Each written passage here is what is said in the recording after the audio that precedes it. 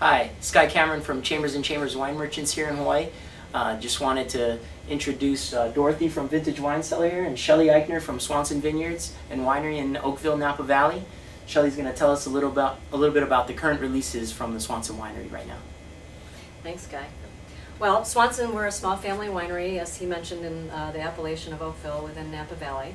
And when you think Oakville, you usually think of big Cabernets, and of course, while we have one, we also do a couple of other things.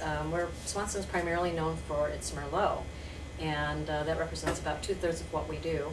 And it's all grown in clay soils right off the Oakville Cross Road. And we have 55 acres, and we use the best fruit and sell off the rest. We also make a Pinot Grigio. So that's the first wine that we're tasting today. Pinot Grigio in Napa Valley may seem a little bit like an oxymoron because it's often thought of as too warm, where Pinot Grigio likes a cool climate. But again, the clay soils really do well with Pinot Grigio. We get really nice, full physiological ripeness. We usually harvest right around the middle of August, so it's kind of early, almost like the time he's picking sparkling wine grapes. But I think that this produces a wine that's really rich and full. We get very low yields in the vineyard. It's all about picking on the right day. Bone dry, all stainless steel. The only oak it comes near is on the pallets that it's delivered on. But we've done really well with it this year, and while we're known for our reds, our Pinot Grigio has been quietly building a real strong reputation. Yeah, I'm really impressed with the texture of the wine. It's such a full, nice mouthfeel. It's a texture that you don't normally get with the Pinot Grigio varietal. Well, that's what's so fun about introducing this to people, because I think in general people don't have high expectations of Pinot Grigio as a varietal, and many don't realize that Pinot Gris and Pinot Grigio are the same thing. We've been producing this kind of quietly since 1997, and if we were starting all over again, we probably would have called it a Pinot Gris. But at the time we were doing Sangiovese, and we had a Calatel program going, so we kind of stuck with it. And of course, that was even before Pinot Grigio was really popular as a varietal. And but you're right. Pinot Grigio is very nice. Thank you. Thank you. And I said bone dry, stainless steel. We do a little Surlees on it, and that helps give the mouthfeel. Excellent. Excellent wine. Very nice. We also have the Swanson's Merlot, which is my favorite. Well, thank you, because as I said, it's what we're known for, and actually represents about 2/3 of what we do.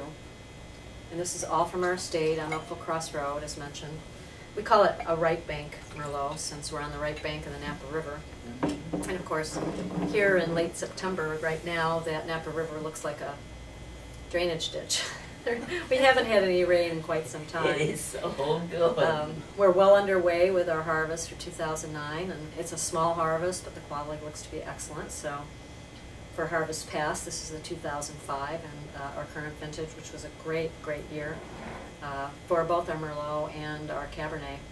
And I think it's drinking beautifully. And this is a wine that will definitely age if you don't want to drink it right away. And yet, it really shows its fruit tannin. I mean, that's what we're all about. It's not about oak tannin, it's fruit tannin.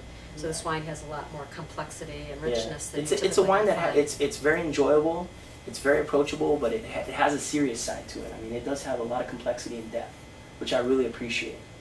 You know, all my friends that has been coming here, when I say this wine is yummy, they know I mean it's yummy. And they trust me. When I say it's yummy, it's good. Well, that's good. That's a compliment. And this is yummy. Yeah. All right. We're going to move on to the Alexis Cabernet.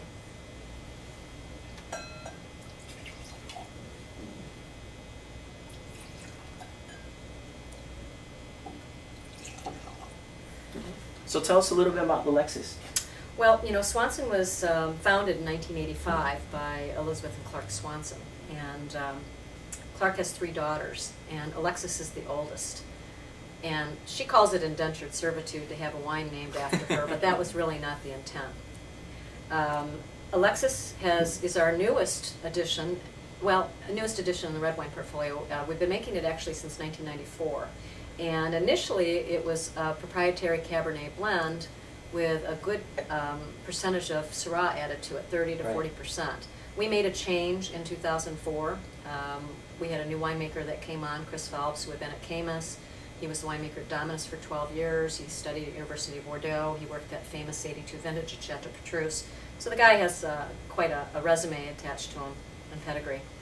And he just felt that the Alexis as a Cabernet was going to be better without the Syrah. And since we needed to make some changes in our vineyard, the Syrah was tired. It was time to be replaced.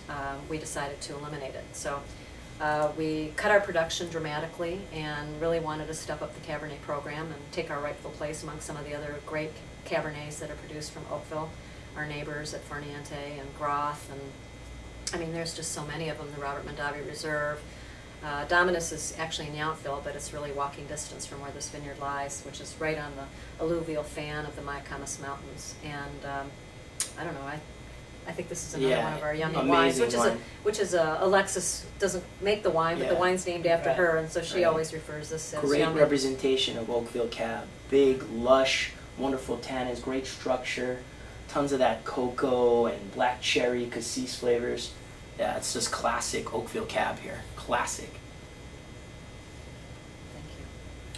Very good. Nice. Well, there you go, folks. Swanson Vineyards Winery. These are current releases available at Vintage Wine Cellar here. We hope to see you here. Thank you.